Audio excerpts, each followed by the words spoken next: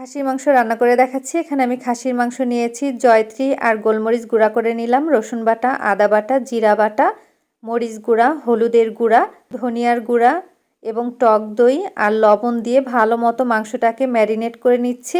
Marinate করে ঢাকনা দিয়ে ঢেকে কিছুক্ষণ রেখে দিব। ঢাকনাটা তুলে নিচ্ছি আর এখন আমি মাংসটা রান্না করব। এর জন্য তেল দিয়ে দিলাম। তেলের মধ্যে তেজপাতা, দারুচিনি, এলাচ, লবঙ্গ, পেঁয়াজ কুচি। এবার এই সব কিছু ভালো মতো ভেজে নিব।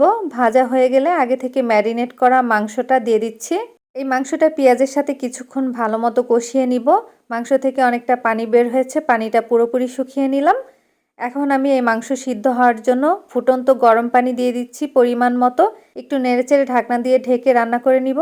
তো মাংসটা যখন সিদ্ধ হয়ে যাবে তখন দিয়ে দিচ্ছি কাঁচামরিচ আর গরম মশলার গুঁড়ো। দিলে কিন্তু অনেক মজার হয় এই মাংস রান্নাটা। তো মাংস রান্নাটা কিন্তু এখন পুরোপুরি হয়ে গেছে। খাসির মাংস এভাবে রান্না করলেই কিন্তু মজার হয়।